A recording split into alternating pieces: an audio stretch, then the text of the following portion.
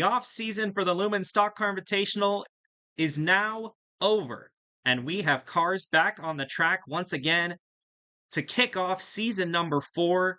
And we are all the way in Melbourne, Australia for this year's running of the LSCI Clash. Last year we ran at Twin Ring Motegi. The year before we ran at the Lausitzring in Germany. And now we have our third edition of this race down under. And 18 cars here today. And we have quite a few changes from last year. Obviously, you're seeing quite a few different paint schemes than you're used to than last year. We will go over all of those, but we also have some format changes as well, which we will also go over here in a second.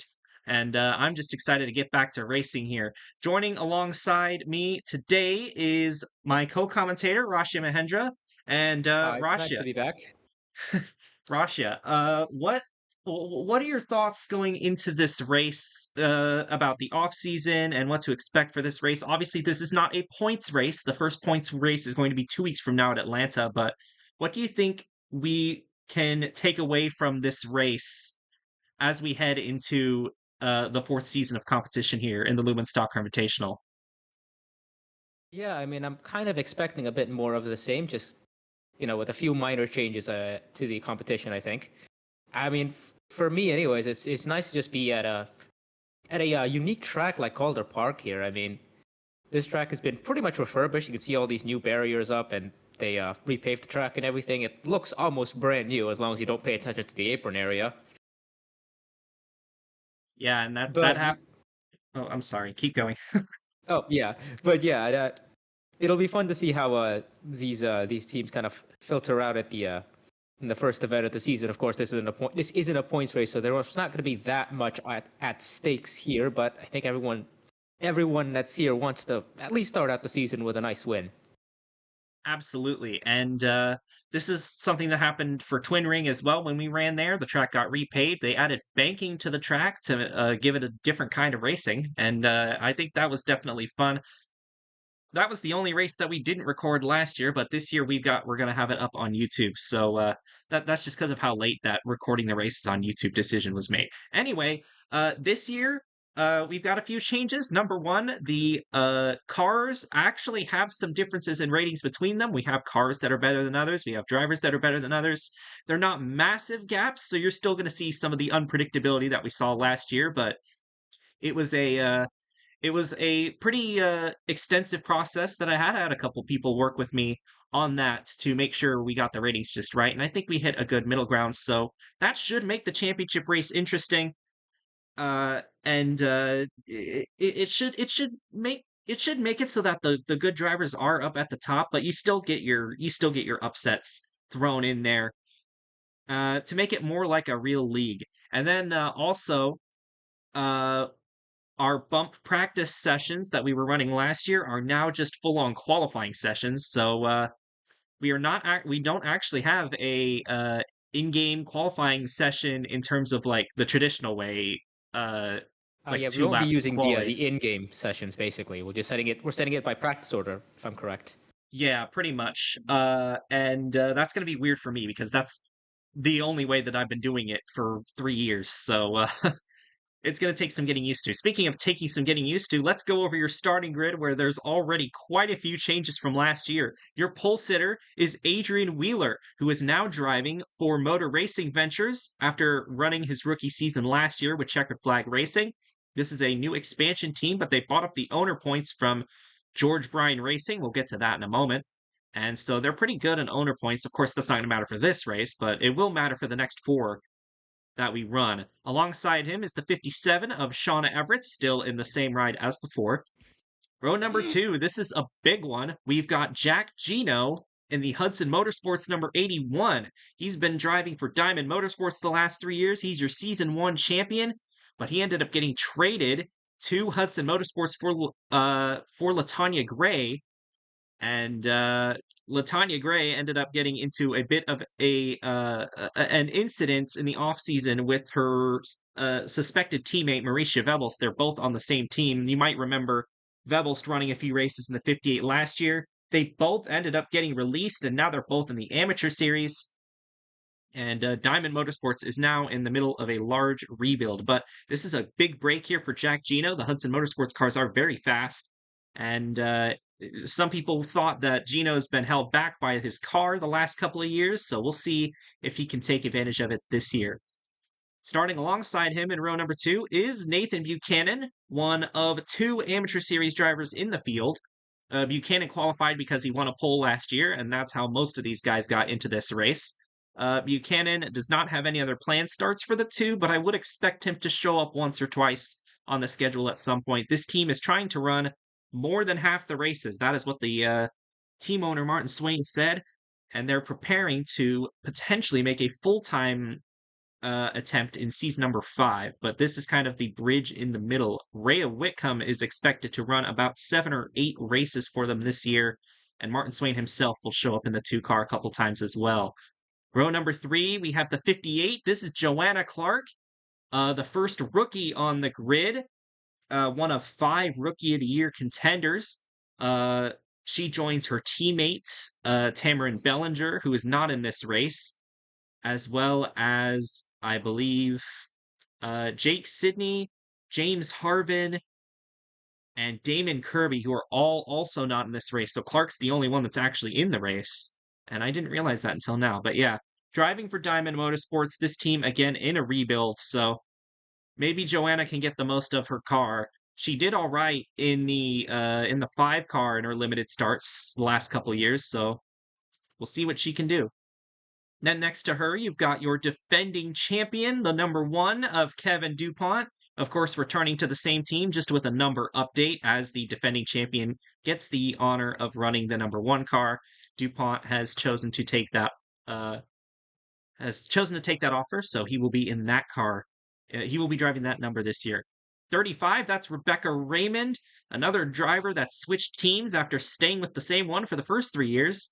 Raymond is now driving for Checkered Flag Racing in the number 35 as they expand to 3 full-time cars, and they still have their 4th part-time car, which we'll see in a few races this year as well.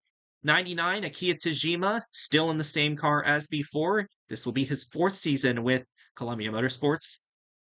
Row number 5, Karina Willis-Callaway, another driver that stayed at the same team every season. Only difference now is that this team is running Toyotas, and they're going to be getting some assistance, some technical assistance from Pacific Racing. And alongside her is the 88 car. That is Billy Smith instead of Joe Smith. He is not a Rookie of the Year contender because he ran more than half the schedule last year, but this is pretty much his first full-time season. So it'll be interesting to see what he does in the Patriot Racing car, replacing his father, Joe Smith, in that car. Row number 6, we got the 79 of Kobe Hollenbeck. Same team, new sponsor. Alani Nu is going to be sponsoring at least one of the Columbia cars for each race this season, but Hollenbeck still has his usual sponsor, Little Caesars, for some of the other races as well. Kate Summers in the 92, starting alongside him in her 4th season for Pacific Racing.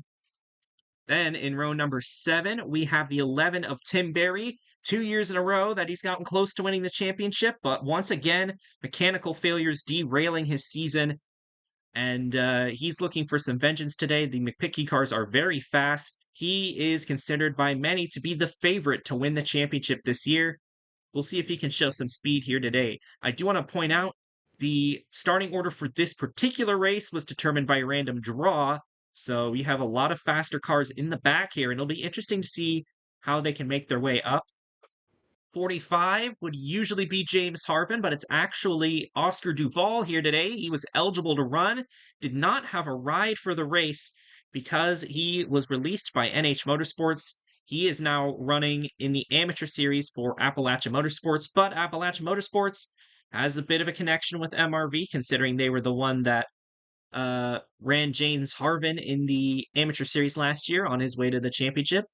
And Duvall ended up getting this ride here. This is his only scheduled start of the season, but we might see him later depending on how good he does in the amateur series. Row number 8, it's the 77 of JT Boyd and the 3 of George Bryan, both championship contenders from last season. George Bryan has been hired by Patriot Racing to drive the 3 car for the next 2 seasons. This is a big break for George Bryan. He has shut down his single car operation in order to come here. And George Bryan in very good equipment. It'll be interesting to see what he does, considering he won 2 races driving his own stuff.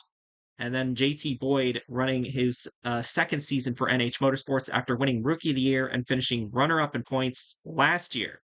And rounding out your field is the 62 car of Vinny Scholes, still with Pacific Racing, and the 50 of Jacob Lopez, still with MRV. No changes back here.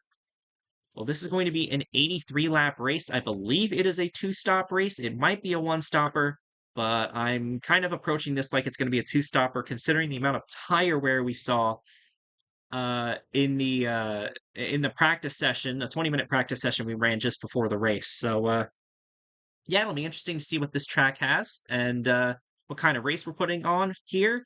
This is the first clash where we're running the full race distance uh, of an LSCI race compared to only half, which we did the previous 2 years. So that should make the race more intuitive. And yeah, we'll see who ends up winning this thing. Start your engines! And the field will roll off the back straightaway here at Calder Park. And for the first time this year, we get to pick who we think is going to win. Rasha, who's your pick to win the race? Ooh, there's quite a lot of cars here. And there's a lot of really good drivers at the back that are gonna have to make their way up through the field. But I think I'm gonna go with one of the drivers starting up front. It's gonna be a pretty it's an old face in a very new situation here. I think I'm gonna go with the 81 of Jack Gino for this one. Gino starting in third, good pick. He has 4 wins in LSCI, which is the second most. Adrian Wheeler and Shauna Everett will lead them to the green. We are racing here in LSCI Season 4.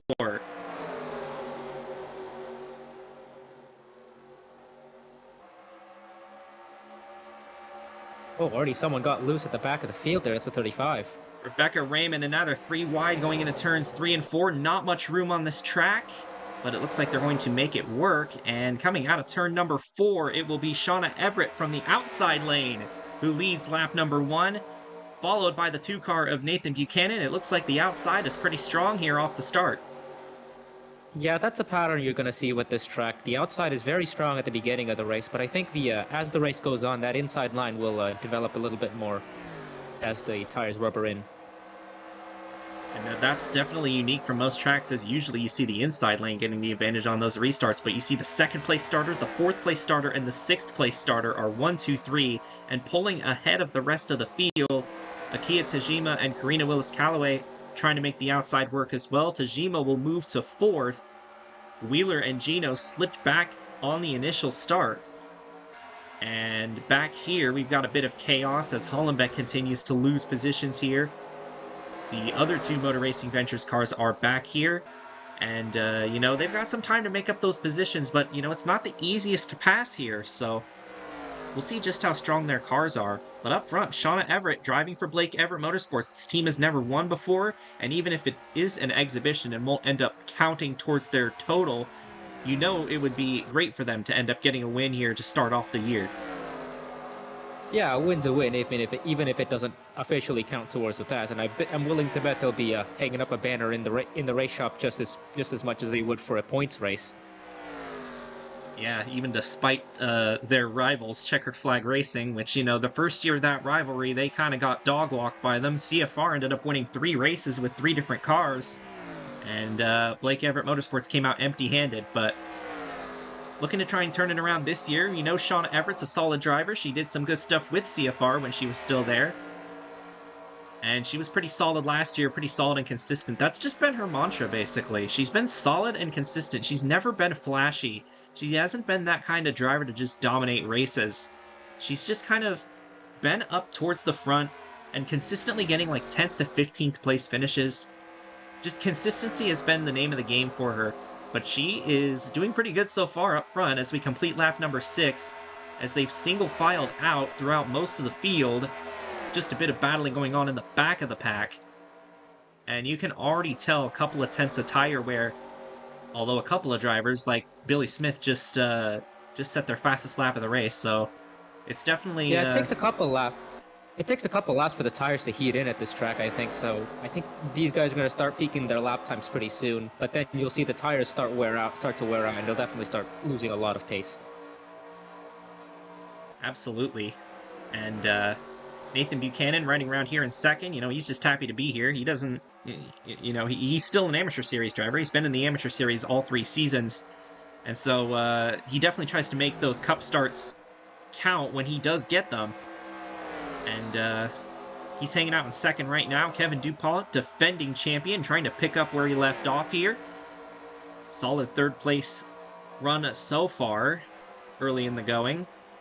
Looking further back in the field, Rebecca Raymond looks like she's trying to pass Tim Berry, and she had that near spill off of turn number 2, but she made a great save and was able to keep it going. Lost some spots because of it, but it could have been a lot worse for her. At least she didn't end up in the inside wall.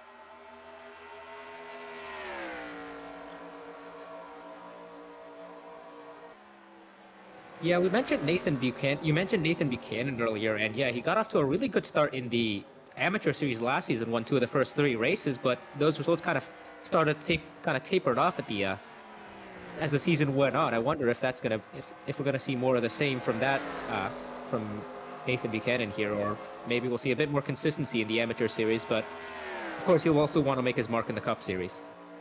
Buchanan is driving for Appalachia Motorsports in the amateur series, and that team has won both of the amateur series championships up to this point.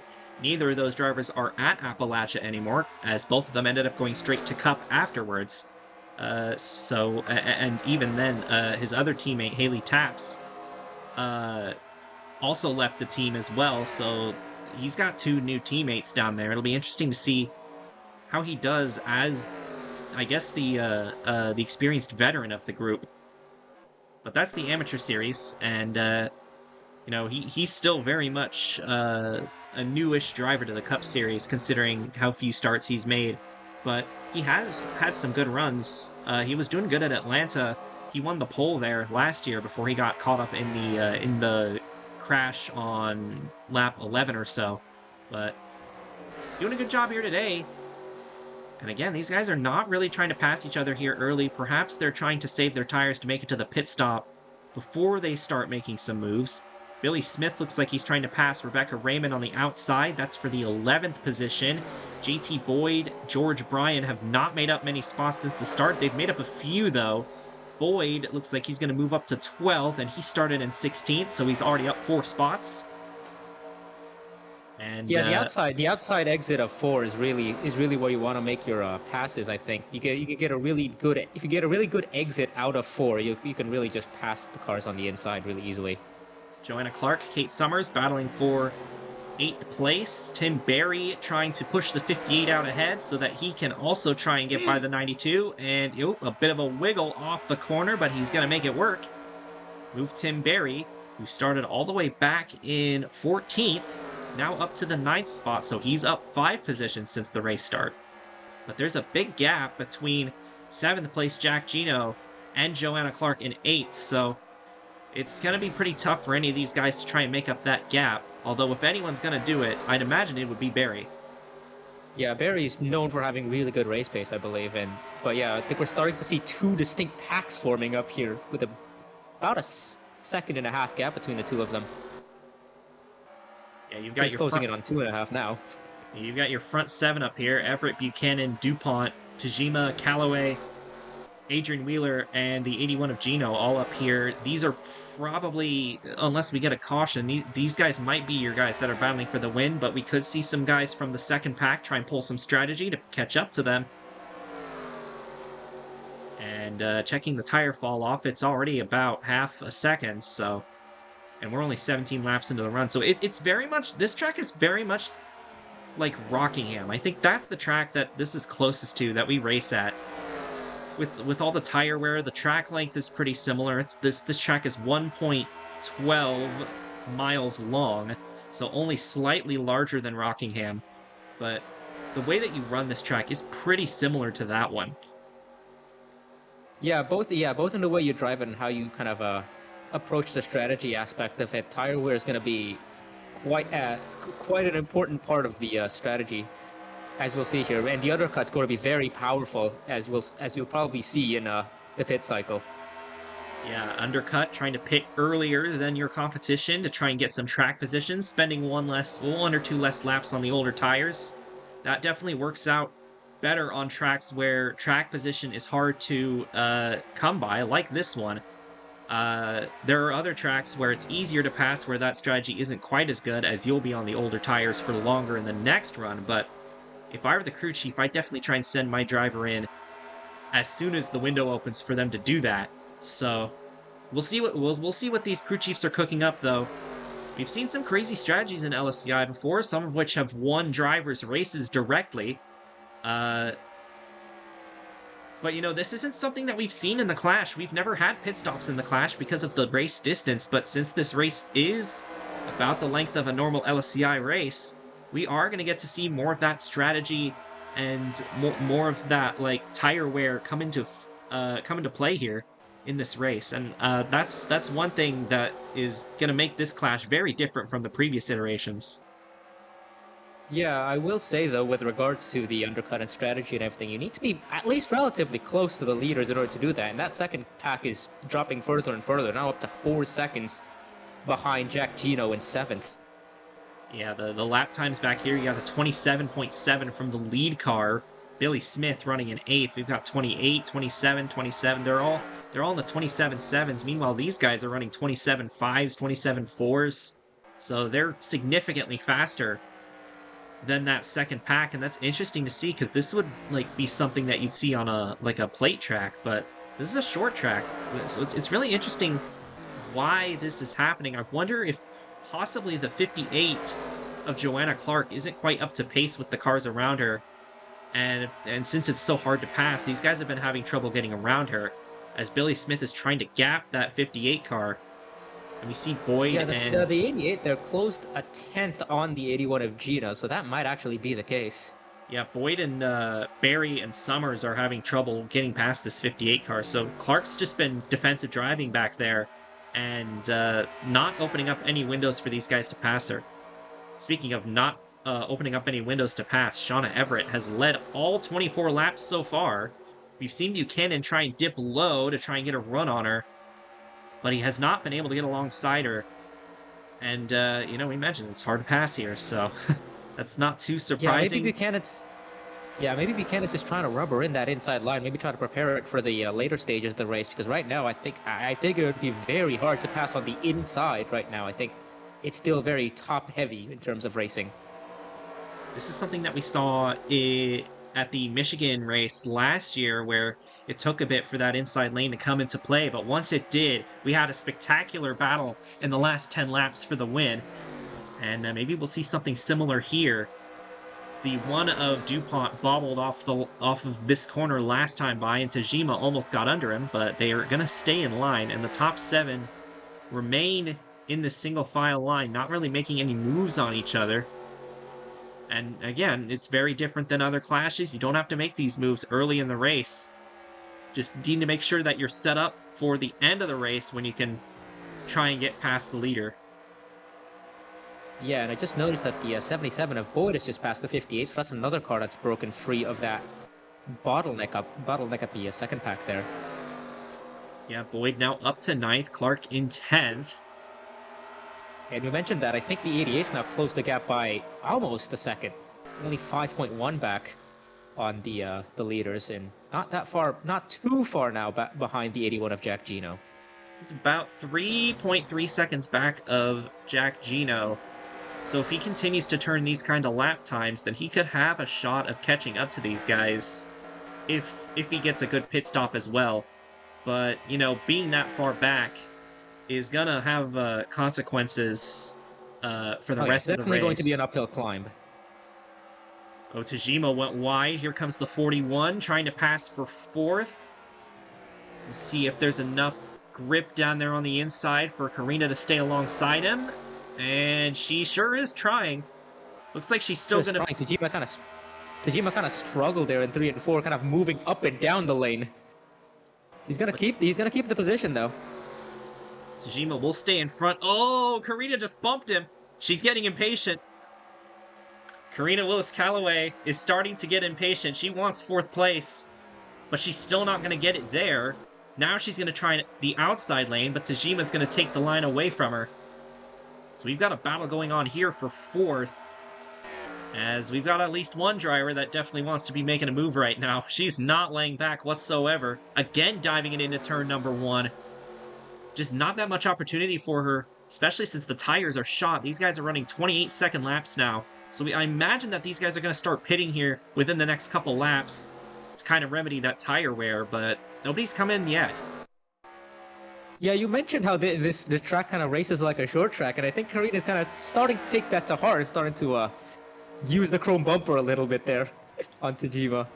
Karina is a short track ace. That is her best type of track, so it's not surprising. She does like to get a little rough sometimes. It's not as bad as a lot of the other short track ringers or like other notably aggressive drivers, but she does use the bumper every once in a while. Didn't work that time, but you know, you gotta at least try it. And Billy Smith is continuing to close in on this pack. The gap is now about 2 seconds between him and Jack Gino. It is flat out 2 seconds between him and Jack Gino. Yeah, and I think Tajima's starting to hold up that the second half of the first pack a little bit there. That gap is starting to grow between the 1 and 99. Definitely about 1 second now between those two, so I'm surprised nobody's tried to pit by now. This is... I mean, if I were the crew chief, I'd be calling them in right now. Maybe these guys are gonna try to split the race in half, maybe. They'd have Instead to of go trying a 2-stop. They'd have to go all the way to lap 42 to make that work, and considering all the tire wear, that would be pretty difficult to do. They're 28.6, 28.7, 28.6. Like, these lap times are horrifically slow off of the compared to the start of the race. Except for Billy Smith, who's still down in the 28.4s, 28.5s, continuing to catch up to this group of 4 here. Yeah, you can just about see Jack Gino now in his sights. So that 88 and the 77 definitely trying to close in there. And then we have these guys back here who have not really done much all race. Rebecca Raymond has slipped all the way back to 16th after starting in 7th. And we got a battle Interesting between... to see Lopez use the inside. Same with the 79. They're both using the inside on the 92 there. Wonder if that lane's starting to rubber in a bit more. Summers got a good drive into the corner that last lap. We'll see if she's able to hold on to it on exit. Hollenbeck actually got a pretty good exit down there, so maybe in this second stint we'll start to see that inside become more of a factor. Still none of the leaders coming in on lap number 35, and they might be trying to split it in half. I'm not sure. I mean, I expected somebody to try and like pit early, but we haven't seen that happen yet. These guys are approaching. I'm kind of surprised as well. Is this it right here? Oh, Shauna 57. Everett. Yeah, there she leader. goes. This will be a 2-stop race if she's coming in, but no one else is going with her. So that's gonna. Some of these guys might be thinking we might have some split strategies here. Some guys might be thinking of a 2-stop. Some guys might be thinking of a 1-stop. That would make this race very interesting. So the 57 comes in. The 2-car of Nathan Buchanan is now going to have the lead. And we will see if he decides to come in, and it looks like he will. Looks like he is. DuPont is going to follow him. Wheeler's going to stay out. But most of the leaders come in this lap. And most of the second pack staying out, yeah. is going to stay out. So maybe they're trying to stretch it as long as they can to try and cut off a pit stop. And I think if you're in that second pack, that's probably your best bet to just kind of see if you can make it on 1 stop. Those tires are going to be screaming by the end of this run, and at the end. Adrian Wheeler leads a lap. He's now going to come in. He was the only one from that main pack to stay out 2 extra laps compared to the 57. Be careful. George Bryan and Jacob Lopez are going to stay out. Vinny Scholes is going to stay out. There you see Everett. She has already rejoined the track. Here is Buchanan now trying to rejoin. It looks like Everett will come out ahead of Buchanan considerably. Yep. By undercutting. Yeah, that'll be the undercut working there. And they come out basically the same way they came in as well, except for Jack Gino, who seems to have had a slow pit stop and has been overtaken by GT Boyd. Yeah, that must have been a And really good pit stop at the 77. They jumped 2 cars there in that window. everybody He also jumped else, the.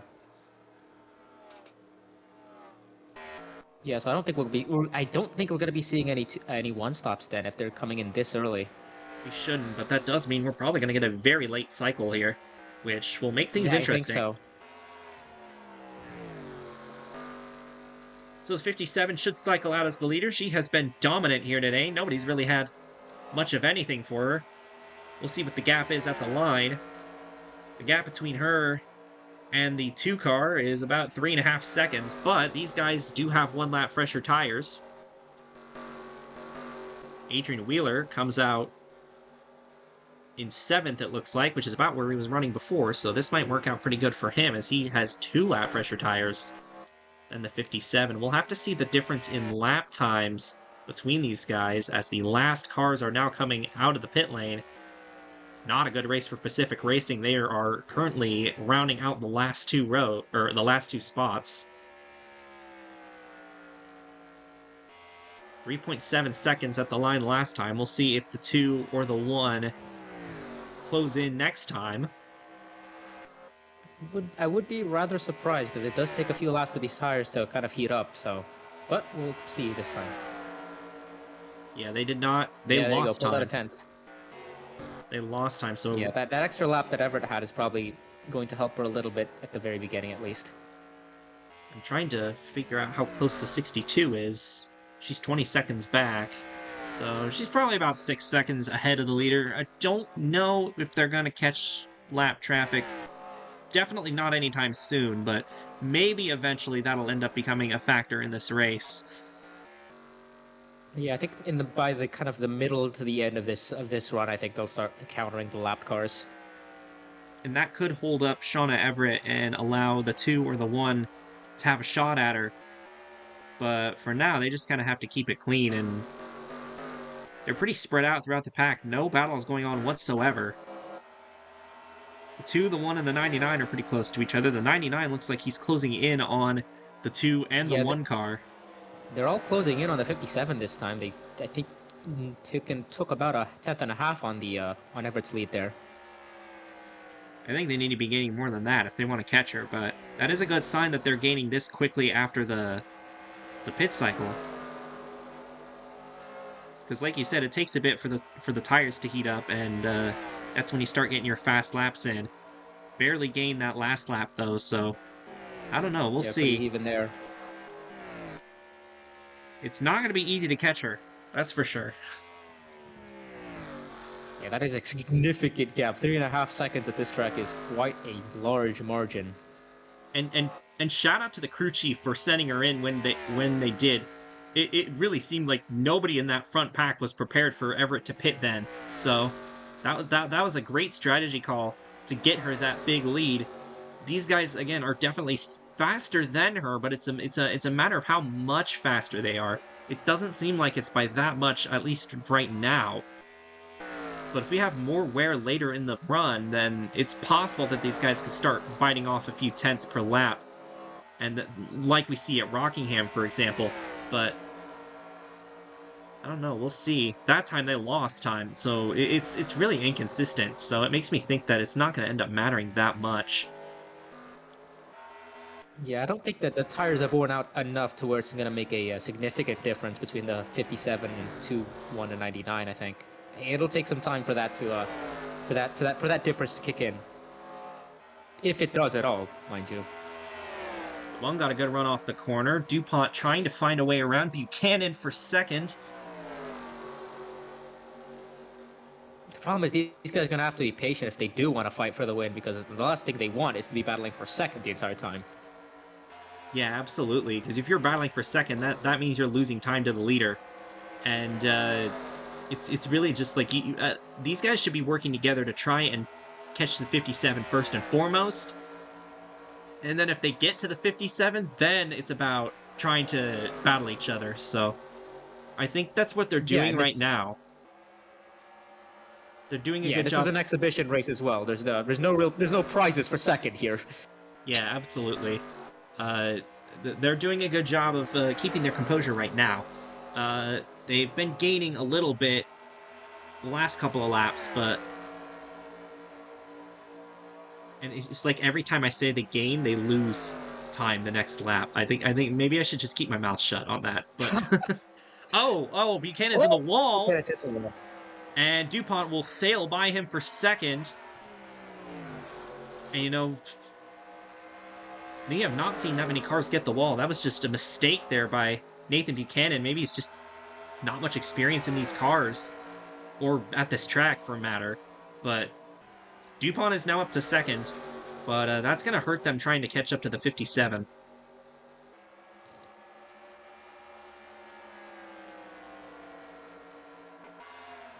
Yeah, we saw the gap jumped up by about a tenth and a half right there, just because DuPont had to take a bit of evasive action to avoid the two car. We'll see what the gap is this time, and it's grown even more. It's grown another half a tenth, I think.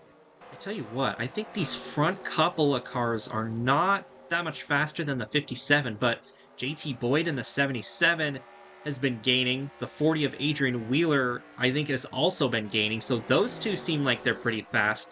Problem is, they have to try and get past these guys if they want, well, any shot of being in the right spot to benefit from a yellow. Yeah, we kind of neglected to mention these two cars catching the three chasing the 57, but yeah, the problem is they are going to have to pass these cars, and it hasn't been easy to pass at this track so far. We'll see if that changes, but I'm not expecting that much of a difference. Kevin DuPont just took a huge chunk out of the lead that last, or no, he was back 3.7, not, yeah, no, he hasn't taken a big chunk, but the 77, No, the 77 until he caught these cars was actually gaining a couple tenths a lap, so it's pretty clear that he, along with Wheeler and on that tire advantage, are faster, but they don't have the track position to really do anything with that. yeah, if they're going to use that advantage, they have to make quick work of the 99 and 2 here. The 40 is already looking to the inside of the 77.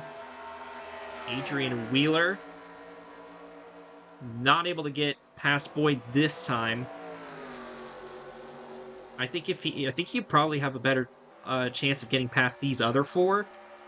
But Boyd is just fast enough for him to not really have that much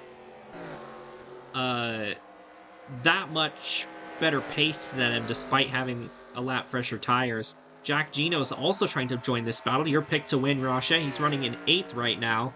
And that's about where he's been most of this race. He did not have the greatest starts, so he kind of fell back off the start, but he's been running a solid race so far.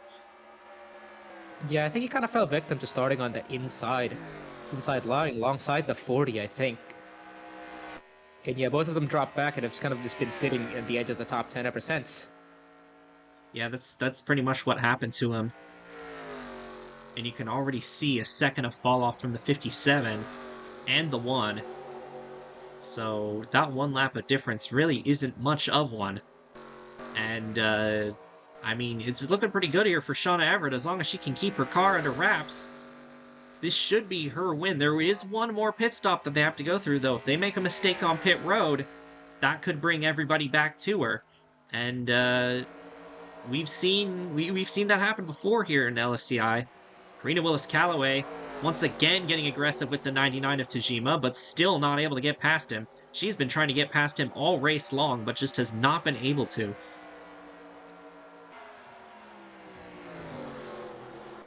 Yeah, the 41's kind of looking up and down the track to find a way around the 99. At least get a bumper to Tajima here, but really just hasn't found a way just yet, I think. She's been trying some different lines on this 99. She even tried bumping him out of the way earlier, but it didn't work. JT Boyd right on the bumper. He actually let off there. Didn't decide to run through the 41 Karina car. isn't, though. Yeah, Karina's right on the back bumper here. Absolutely tailgating the back of the 99. Just looking for any opportunity she can to get past this car, but she just can't seem to find it. It's just... This has been one of the hardest races to pass that I've ever seen in LSCI, and That was kind of unexpected because in the test races, they were passing a lot more. Yeah, Everett's just maintaining that gap, sitting at about between 3.5 to 4 seconds. It's basically been about there for the entire run. We're starting to run out of time for these guys here.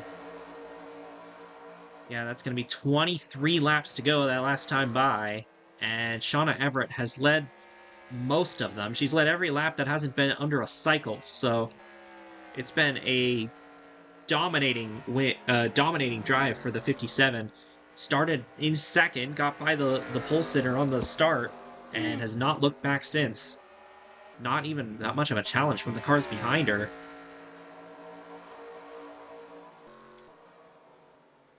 And these guys are still battling with each other, trying to find a way around. Tajima sliding high, Karina trying to get the low lane to work, but it's just not working there for the 41 car. JT Boyd looking for a way around the 44. These guys all just kind of stacked up. There's Billy Smith, who was gaining pretty well at the end of the run last time, but he's back in 9th. Joanna Clark's done a good job holding on to 10th.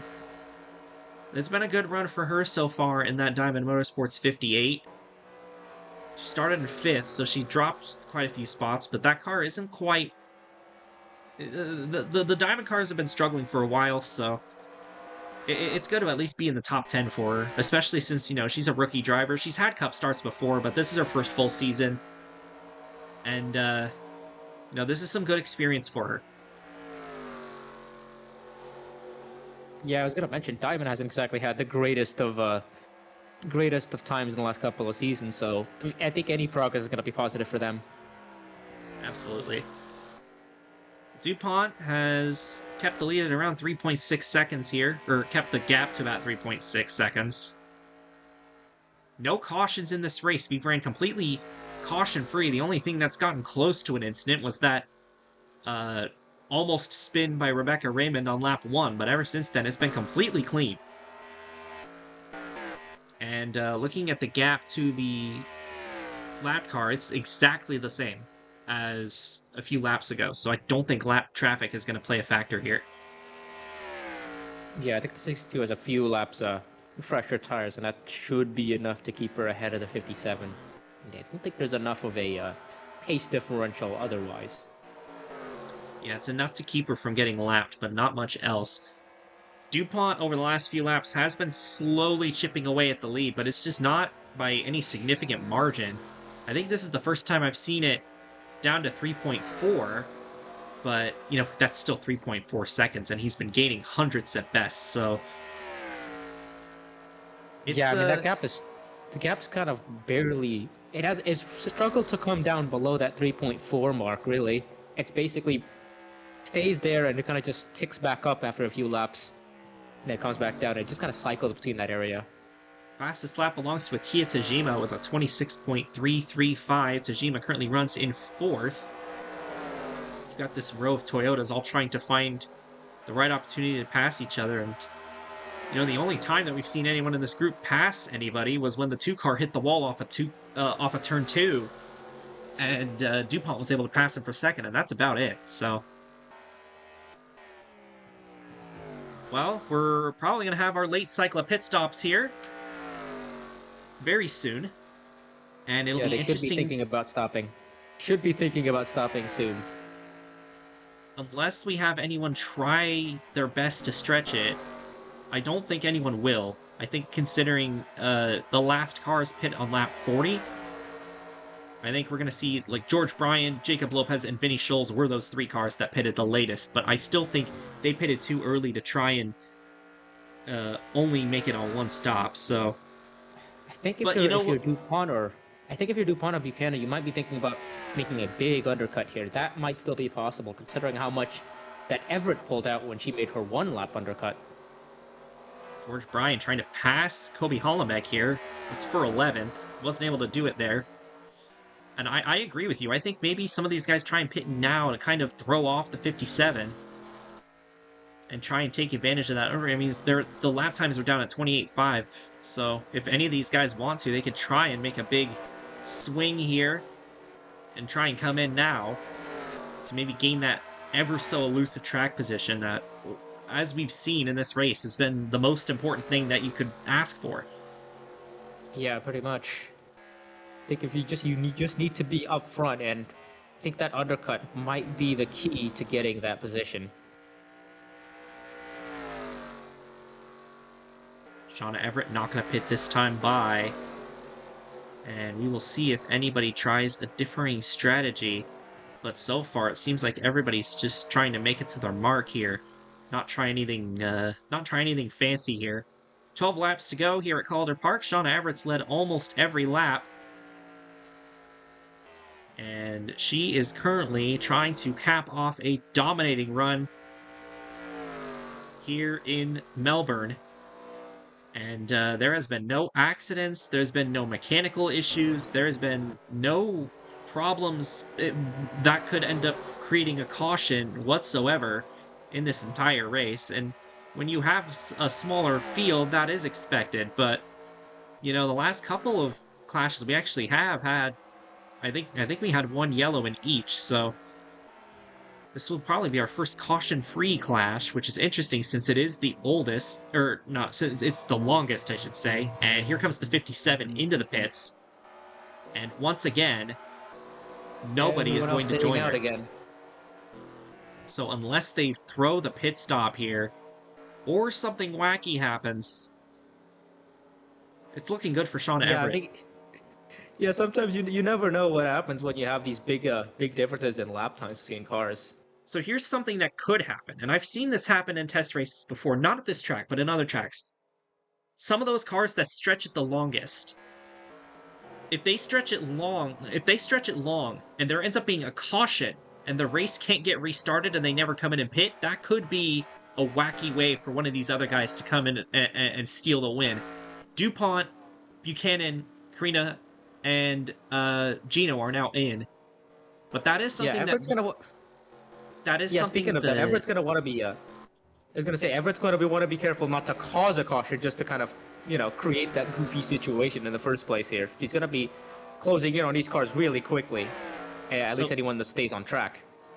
Oh, hold on, the one at a really fast pit stop. Did they only take fuel? 4.3. I think they only took gas. They did not take tires, so the one's gonna come out ahead of the 57. We were talking about it. The crews are going to have to throw a curveball at the 57, and this might just be it. No tires at all. He's going to have to defend hard here. The 57's already catching. Oh, the 57 right to the back bumper. It looks like we're going to have a race here after all. Oh, the tires are just too worn out on that car. Is anyone else trying that strat? Tajima might be. Tajima, yeah. But Everett was able to get by him. And it looks like everyone else has come in. The 3 car is still out there, it looks like. And the 11. So we've got a few trying to stretch it now. And not anymore. I think the 3's coming in. We'll see if the 11 stays out. Oh, yeah. That was almost... that was almost...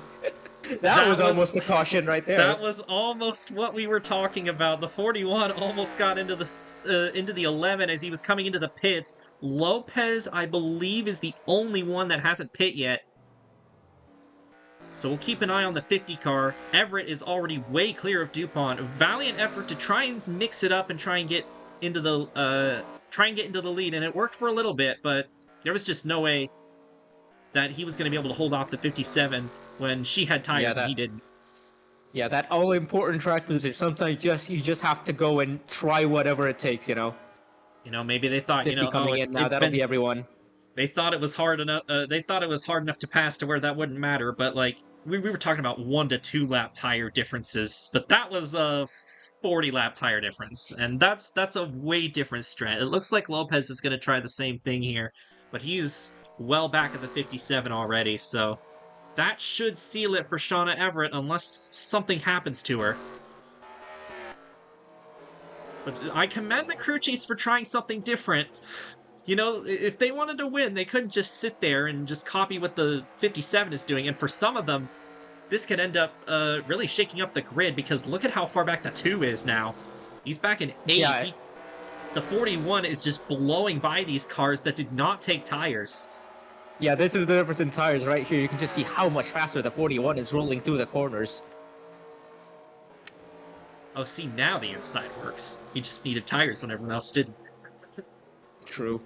6.4 seconds, the gap between the 57 and 1, and that gap's just going to keep opening up. So this we could see a massive margin of victory here for Shauna Everett just from that difference alone. Karina might go all the way up to second by the time this thing's all over with. Yeah, This there's enough 41, left, I think, for her to catch the 1. The 99 definitely. The 1 may be out of grasp, but it'll depend on how quickly she can catch. the 1 might be a little too far ahead for her to get, but at least a podium for that 41 as she just blows by Tajima. This is fun to watch. Here's the 2 Pacific horses battling at the back there. You know, they've had a long couple of days. They both had another league race back in the States last night, so they got here really late, so I don't even blame them. Yeah, they've had a run of it lately. Here comes the Oh no, the 41, 41 has caught. and she is just gonna blow by these guys. It's like she's on rookie mode right now. I would have been Yeah, interested to that's see tiny difference.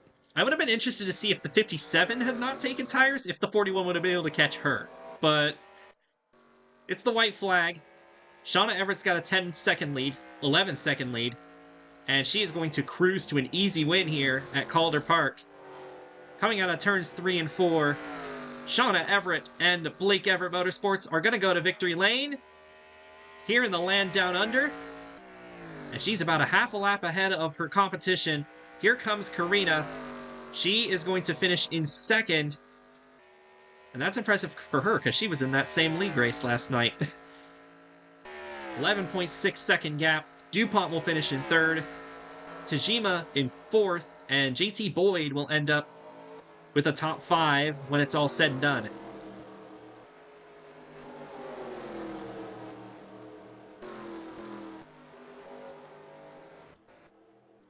Now everyone has crossed the finish line. Great job by the 57 crew and driver. They were untouchable all race, and they had the right strategy. Just a perfectly executed race all around, and if this is a preview for what they have the potential to do in the rest of the season, it's going to be this could be a good season here for Shauna Everett. Yeah, we mentioned at the beginning of the race how whether or not Blake Everett was gonna, make the improvements that were gonna be necessary to move up the field, and this is definitely a shot across the bow of basically the entire LSCI field with that kind of performance. Yeah, And I think that that'll make things interesting for the for that team. That's a very positive sign of things to come. Yeah, definitely for sure. That's the only Blake Everett car that was in the race. Ashley Blake did not was not invited to this race, but that's a great performance for that team. You know, they got lucky with the luck of the draw to end up on the front row, but you got to take advantage of that good fortune when you have it. So, and they did a great job of doing that. And then you've got drivers like Karina Willis Calloway. I don't think she drawed very high, actually. But she was able to get up through the field pretty fast and then also take advantage of those tires at the end. Yeah, Karina actually started in the 10th position, so she gained 8 spots over the course of the race, which in a race with this little opportunities of passing, like that's pretty impressive for the 41 car. Yeah, really good performance just overall by the 41 team to get up the field in the first run, and then make the strategy call in the second run to kind of blitz everyone who didn't take tires at the end there. Yeah, Kevin DuPont with a solid third place finish, podium, and people are watching that one car to see if he can go back to back. Good start to the season for him. Again, doesn't count for points, but it's a good indicator to see where they are. Akiya Tajima fourth, JT Boyd fifth. That's 3 Toyotas in the top 5, which is interesting. Good job by the Toyotas here. Maybe they're going to be showing some pace uh, this year. The highest finishing Chevy was Adrian Wheeler in 6th. He started on pole. Still a solid run for Wheeler in his first go of it for Motor Racing Ventures. Billy Smith, Jack Gino, George Bryan, Nathan Buchanan fell all the way down to 10th. And I'm curious if they repaired any damage on the pit lane that caused him to lose that many positions. because he did get into the wall that one lap, and that's what allowed DuPont to get past him initially. So Yeah, I think maybe that's probably the case. that might have cost him a couple of seconds and dropped him to the middle of the field.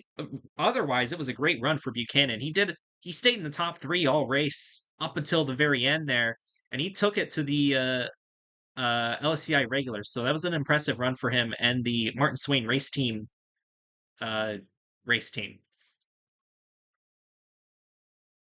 Well, Rashi, do you have any final thoughts on this race, and maybe some thoughts on what we're going to see in a couple weeks in our season opener at the Atlanta Motor Speedway? Well, I mean, in terms of this race, I think it was just all about. I mean, we mentioned it before. It was kind of like a short track. It was all about track position and strategy. And yeah, I think the 57 team just kind of beat everybody in that regard. Just completely wiped the field out uh, tonight. In terms of Atlanta, I mean, it's going to be quite a different race to this. It'll basically be the polar opposite. Atlanta is going to be a big pack race, of course. And yeah, I mean, we'll see what kind of lessons these teams take from this event, but I don't think it'll be particularly uh particularly relevant for that track. It's going to be a whole another beast, I think. Last year, we saw track position matter a lot in the second half of the Atlanta race. However, this year, we are actually running the Speedway package on it instead of the Super Speedways. So that will shake things up considerably. You're still going to see the kind of drafting that you saw at it last year, but they're going to be a lot faster and they're going to be able to get more runs off the corners because they'll be off throttle more. But that should be really interesting, making Atlanta a normal speedway kind of again. Uh, but yeah, that's going to be a fun race. I'm sure of it.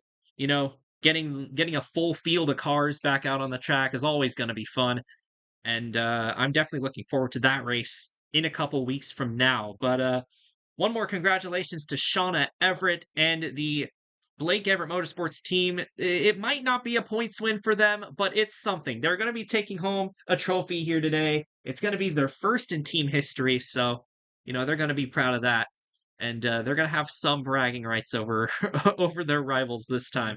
But thank you to Rasha for helping co-com the race, and thank you to everybody who is watching this in either live in the Discord or watching the race replay on YouTube. And with that being said, everybody have a great rest of your day, and we'll see you next time.